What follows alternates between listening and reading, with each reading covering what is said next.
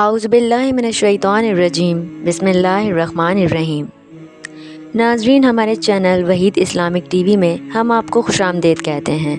Video کو مزید آگے بڑھانے سے پہلے آپ سے ریکویسٹ ہے کہ ہماری ویڈیو کو لائک اور چینل کو سبسکرائب ضرور کریں تاکہ اس طرح کی مزید معلوماتی ویڈیوز ہم آپ تک پہنچا سکیں۔ مکہ کی وادی کے ایک کچے مکان کے خوشبوؤں سے معطر ایک کمرے میں حسن و جمیل، پاک و طاہرہ خاتون، شرم و حیا کی پیکر، صبر و شکر کا اعلیٰ نمونہ، اپنے شوہر کی جدائی کا غم لیے تخلیق کے عظیم ترین اور پاکیزہ مرحلے سے گزر رہی تھیں۔ آج کی رات ان کی زندگی کی سب سے خوبصورت رات تھی، کیونکہ یہ کائنات کے حسین ترین ہی لمحات تھے کہ آج وہ ہستی اس دنیا میں جلوہ گر ہونے والی تھی کہ جن کے لیے یہ ساری کائنات سجائی اور سنواری گئی تھی، جن کی محبت کی خوشبو اللہ پاک نے سارے عالم میں سمو دی تھی۔ وہ مرحلہ جو دیگر عورتوں کے لیے کٹھن اور دردوں بھرا ہوتا ہے، وہ حضرت بی بی آمنہ کے لیے نہایت آسان کر دیا گیا۔ چاروں طرف ایسا نور پھیل گیا کہ شام کے محلات بھی حضرت آمنہ کو نظر آنے لگے۔ فتح الباری جلد 6 صفحہ نمبر 454 پر علامہ ابن حجر عسقلانی لکھتے ہیں کہ حضرت عثمان بی ابی العاص اپنی والدہ سے روایت کرتے ہیں، وہ فرماتی ہیں، نبی محترم کی ولادت پر میں حضرت آمنہ کے پاس حاضر تھی۔ جب انہیں درد ذا لاحق ہوا تو میں نے دیکھا کہ آسمان کے ستارے اس قدر نزدیک ہو گئے کہ گویا مجھ پر گر پڑیں گے۔ یہ دیکھ کر ہم حجرے سے باہر نکلیں اور دوبارہ اندر گئے تو حضور اکرم صلی اللہ علیہ وآلہ وسلم پیدا ہوئے اور ایک ایسا نور نکلا کہ جس سے سارا گھر روشن ہو گیا۔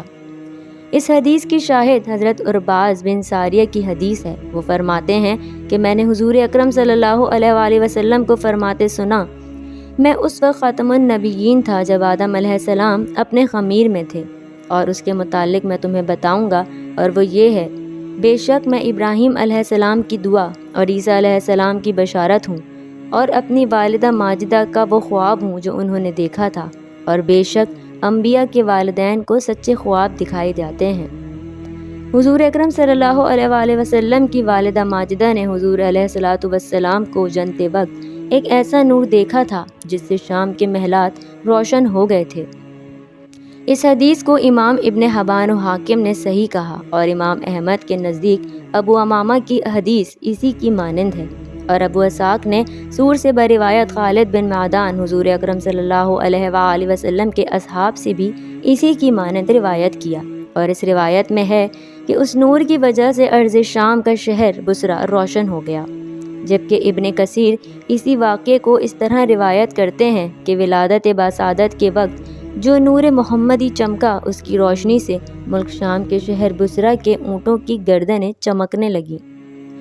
چونکہ حضور اکرم صلی اللہ علیہ وآلہ وسلم کی خلقت بے نظیر، لطیف و نظیف اور نورانی ہے، کسی قسم کی غلاظت و کثافت جسم اقدس میں نہیں پائی جاتی، اس لیے حضور اکرم صلی اللہ علیہ وآلہ وسلم کا پسینہ مبارک بلکہ تمام جسم اقدس حتیٰ کہ خون مبارک بھی انتہائی خوشبودار تھا۔ محمد بن سعد نے ایک جماعت سے حدیث بیان کی ہے کہ اس میں سے عطا اور ابن عباس رضی اللہ تعالی عنہ بھی ہیں کہ آمنہ بنت وہب آپ کی والدہ ماجدہ کہتی ہیں کہ جب آپ نبی صلی اللہ علیہ وآلہ وسلم میرے بطن سے جدا ہوئے تو آپ کے ساتھ ایک نور نکلا جس کے سبب مشرق و مغرب کے درمیان سب روشن ہو گیا۔ پھر آپ زمین پر آئے اور دونوں ہاتھوں پر سہارا دیے ہوئے تھے، پھر آپ نے خاک کی ایک مٹھی بھری اور آسمان کی طرف سر اٹھا کر دیکھا۔ حضرت امام ابو نعیم اصفہانی دلائل نبوت میں بیان کرتے ہیں کہ حضرت حسان بن ثابت رضی اللہ تعالی عنہ سے نقل کیا گیا ہے کہ میں 7-8 برس کا تھا۔ ایک دن صبح کے وقت ایک یہودی نے یکایک چلانا شروع کیا کہ اے جماعت یہود سنو، سب جمع ہو گئے اور میں سن رہا تھا۔ کہنے لگے تجھ کو کیا ہوا؟ کہنے لگا کہ احمد صلی اللہ علیہ وآلہ وسلم کا وہ ستارہ آج شب طلوع ہو گیا جس کی ساعت میں آپ پیدا ہونے والے تھے۔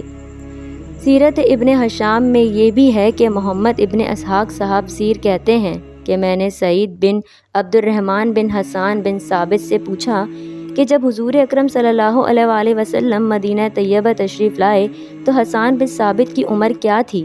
انہوں نے کہا 60 سال کی۔ حضور اکرم صلی اللہ علیہ وآلہ وسلم 53 سال کی عمر میں تشریف لائے ہیں، تو اسی حساب اور حسان بن ثابت رضی اللہ تعالیٰ عنہ سے 7 سال عمر میں زیادہ ہوئے، تو انہوں نے یہ مقولہ یہودی کا 7 سال کی عمر میں سنا۔ یہی روایت امام بہیقی نے بھی لکھی ہے۔ حضرت عائشہ رضی اللہ تعالیٰ عنہ سے روایت ہے کہ ایک یہودی اس رات مکہ داخل ہوا کہ جب حضور اکرم صلی اللہ علیہ وآلہ وسلم کی ولادت ہوئی تو وہ لوگوں کو جمع کر کے پوچھنے لگا کہ آج کسی قریش سردار کے گھر بچہ پیدا ہوا ہے۔ لوگ اس یہودی عالم سے کہنے لگے کہ آج تو صرف ایک ہی بچے کی چرچا ہے جو عبداللہ بن عبد المطلب کے ہاں پیدا ہوا ہے۔ اس یہودی نے درخواست کی کہ میں ایک دفعہ اسے دیکھنا چاہتا ہوں۔ حضرت عبد المطلب نے قبول فرما لیا۔ اس یہودی نے دونوں شانوں کے درمیان مہر نبوت دیکھی تو بے ہوش ہو گیا۔ جب ہوش میں آیا تو چلا اٹھا کہ بے شک اے گروہ قریش سن رکھو، یہ بچہ تم پر غلبہ حاصل کرے گا اور مشرق و مغرب سے اس کی خبریں آئیں گی۔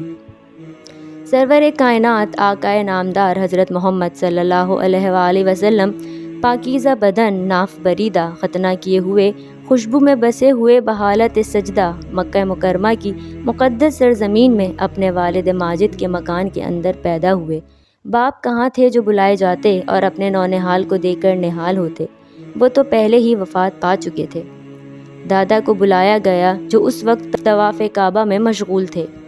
یہ خوشخبری سن کر حضرت عبد المطلب بے حد خوش ہوئے اور فرماتے ہیں کہ میں نے دیکھا کہ ارکان کعبہ سے آوازیں آ رہی ہیں، پھر میں نے سنا کہ کوئی کہہ رہا تھا تمہارے پاس رسول اللہ تشریف لے آئے ہیں۔ جب میں نے بتوں کو دیکھا تو وہ سب کے سب اوندھے منہ پڑے تھے۔ پھر فرماتے ہیں کہ جب میں گھر پہنچا تو دیکھا کہ گھر کے اوپر عجیب قسم کے خوبصورت پرندے اڑ رہے ہیں اور گھر کے اندر سے روشنی اور مشک و عنبر سے بھی بہتر خوشبو آ رہی تھی۔ اس کے بعد حضرت عبد المطلب نے والہانہ جوش محبت میں اپنے پوتے کو کلیجے سے لگا لیا، پھر کعبہ میں جا کر خیر و برکت کی دعا مانگی اور محمد صلی اللہ علیہ وآلہ وسلم نام رکھا۔ ناظرین، اس کے علاوہ آپ صلی اللہ علیہ وآلہ وسلم کے عجائبات و ولادت کے یہ واقعات بھی روایت کیے گئے ہیں، جیسا کہ کسری کے محل میں زلزلہ پڑ جانا اور اس کے 14 کنگروں کا گر جانا، اور بحیرہ طبریہ کا دفتن خشک ہو جانا، اور فارس کے آتش کدہ کا بجھ جانا جو کہ 1000 برس سے برابر روشن تھا اور کبھی نہ بجھا تھا۔ اللہ اکبر!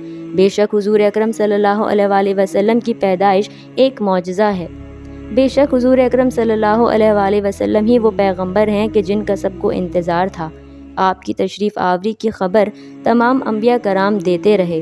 آپ صلی اللہ علیہ وآلہ وسلم کا نام آسمانوں میں محمود، توریت میں معید، زبور میں ہادی، انجیل میں احمد اور قرآن میں طٰہٰ، یاسین اور محمد صلی اللہ علیہ وآلہ وسلم ہے۔